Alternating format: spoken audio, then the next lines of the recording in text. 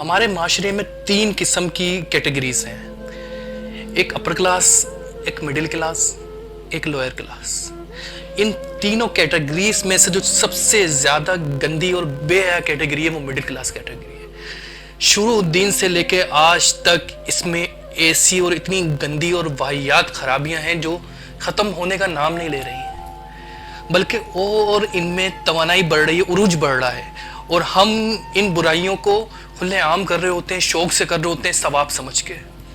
مثال کے طور پہ آپ کسی کے گھر چلے جائیں، مڈل کلاس طبقے کے رشتہ دار جو ہوتے ہیں، فیملیز ممبرز جو ہوتے ہیں، آپ کسی کے گھر بھی چلے جائیں، سب سے پہلی بات ہوگی سلام، دوسرا بات ہوگی کہ آپ کی خیر خیریت معلوم کی جائے گی، تیسری بات سے غیبت، چگلی اور کینہ کشی شروع کر دیتے ہیں، اور کس کے خلاف ہو رہی ہوتی ہے؟ اس کے خلاف ہو رہی ہوتی ہے جو وہاں موجود نہیں ہوتا، اور 3 گھنٹے کی ڈیبیٹ کر رہے ہوتے ہیں بے فضول باتوں پہ، صرف غیبت چگلیاں کر رہے ہوتے ہیں۔ کس بات کے اوپر؟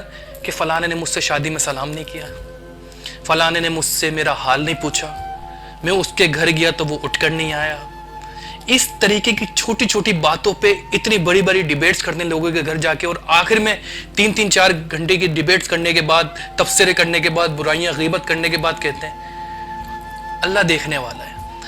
یعنی کہ 3 گھنٹے آپ کسی انسان کی برائیاں کرتے ہیں، غیبت کرتے ہیں، اور آخر میں صرف ایک جملہ کہہ دیتے ہیں اللہ دیکھنے والا۔ تو 3 گھنٹے آپ نے کیوں ویسٹ کرے اس کے اوپر؟ کیوں اپنی نیکیوں کو ویسٹ کیا؟ اس چیز کو ہم لوگ بہت شوق سے اور بہت حسن سلوک سے بیان کر ہوتے ہیں، ایک دوسرے کی برائیاں ایک دوسرے کے گھر میں۔ آپ جائیں تو صحیح کسی کے گھر میں، کسی مڈل کلاس طبقے کے گھر میں، 2 باتوں کے بعد تیسری بات غیبت ہو رہی ہوگی، چگلی ہو رہی ہوگی، اور کس کی؟ وہ جو ادھر موجود نہیں ہوگا۔ یہ ہمارے طبقے کا واہیات بیماری ہے جو ختم ہونے کا نام نہیں لے رہی۔ دوسری چیز، مثلا اگر آپ کے رشتہ داروں میں کوئی ایک بندہ ترقی کر جائے تو آپس میں فیملی ممبرز جو ہوتے ہیں، دوسرے رشتہ دار جو ہوتے ہیں، کیا باتیں کر رہے ہوتے ہیں؟ فلانے نے حرام کمایا، حرام سے بن رہا ہے۔ یہی باتیں رہ گئی ہیں مڈل کلاس طبقے میں، ہم لوگوں میں۔ اس طرح ہم جنت کے ملنے کے دعویدار بننا چاہتے ہیں، اس طرح کی حرکات کر کے، اس طرح کی ویلیوز قائم کر کے۔ افسوس سے کہنا پڑتا ہے کہ میں بھی اس طبقے کا شکار ہوں۔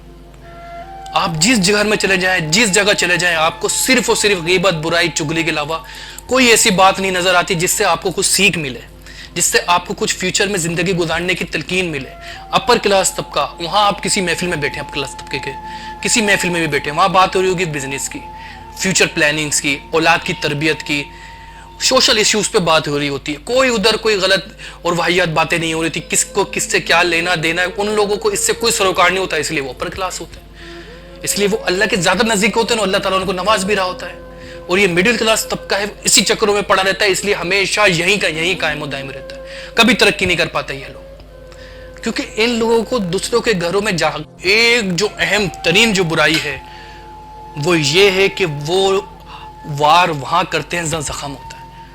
اگر آپ ہارے میں ہیں، اگر آپ کسی تکلیف کا شکار ہیں، آپ ان کے گھر جائیں، اپنے ریلیٹیو سے گھر، بار بار اسی بات کا ذکر کریں گے، بات پہ اسی زخم کو ہرا کرنے کی کوشش کریں گے۔